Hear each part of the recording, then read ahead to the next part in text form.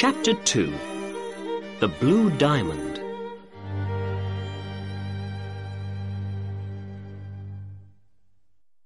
When Sherlock Holmes saw the diamond in the doorman's hand, he sat up. "Well, well, Peterson," he said. "What a wonderful thing to find in a goose. Do you know what you have in your hand?" "I think it's a diamond, Mr. Holmes. Is it expensive?" "Yes, it is," said Holmes. "This is the Countess of Morcar's blue diamond. It disappeared a week ago." "How do you know that?" I said. "Watson, you must read the newspapers more often. There's an advertisement in the Times today about it. Here, look." Holmes gave the advertisement to me. Then Holmes spoke to the doorman. "It's a very expensive jewel, Peterson. The Countess paid about £20,000 for it. Last week, someone took it from her rooms in the Cosmopolitan Hotel. Now the Countess wants to get her diamond back. She says that she's going to give £1,000 to the finder." "£1,000?" cried Peterson excitedly. Then, without saying more, he sat down in the chair between us.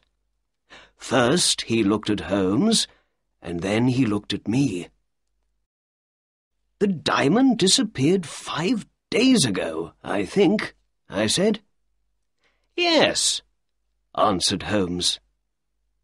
"They say a young man, John Horner, took it. Here's a newspaper report about the case." Holmes gave an old newspaper to me, and I read the report. "A diamond disappears from the Cosmopolitan Hotel. The Countess of Morcar's blue diamond disappeared from her room at the Cosmopolitan Hotel on the 22nd of this month. The police think John Horner, 26 years old, took the diamond from a jewel box when he went to repair the window in the room. James Ryder, the assistant manager of the hotel, told the court, 'I took Horner to the Countess's room, but then I went away for some time. When I came back, Horner wasn't there, and I found the open box, without the jewel in it, on the table next to the bed.' Catherine Cusack, the Countess's maid, spoke next. 'I heard Mr. Ryder call, and I ran to the Countess's room. There I found Ryder with the jewel box in front of him. The police found Horner at his home later that day, but they couldn't find the diamond.' Later, Detective Bradstreet spoke to the court. 'When I said, "You're a diamond thief," Horner hit me.' Soon after that, Horner told the court angrily, 'You've got the wrong man. I didn't take the Countess's diamond. I'm not a thief.' Bradstreet then told the court, 'Horner went to prison once before for being a thief. I say he took the diamond.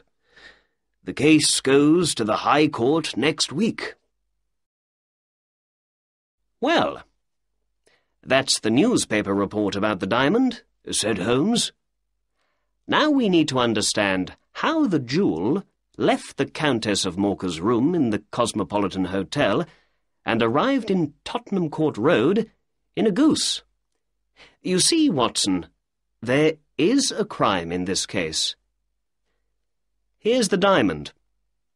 The diamond came from the goose, and the goose came from Mr. Henry Baker, the man with the old hat.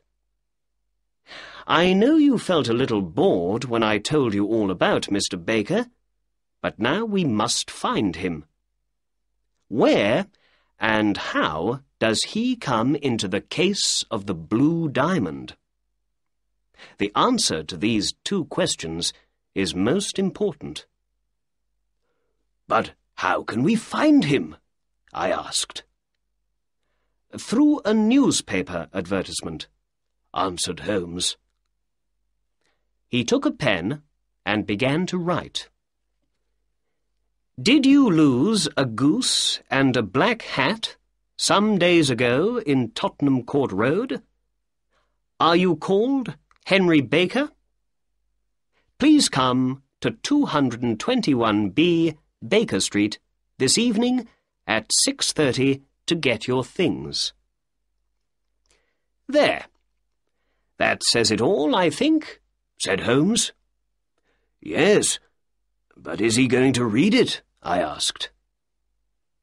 "Yes, Watson, I think he is. He's a poor man, remember? At the time he was afraid because of his accident with the shop window, but now I believe he feels very sorry about running away and thinks, 'Why did I leave that bird in the street?' Perhaps he looked for a newspaper advertisement about it yesterday. I think he's going to look again today, too. What's more, we've got his name in the advertisement, so I believe his friends are going to see it and tell him about it." "Yes, I see," I said. Holmes gave some money to the doorman and said, "Peterson, please go down to the newspaper offices and put this advertisement in all the evening newspapers." "Very good, sir. And shall I leave the diamond with you, sir?" "Yes, Peterson. And I say, Peterson, after you leave the newspaper offices, can you buy a goose and bring it back here? We need a new bird for Mr. Henry Baker when he comes. Your family is eating the old one for dinner today, so he can't have that." The doorman went out of the door and down the street.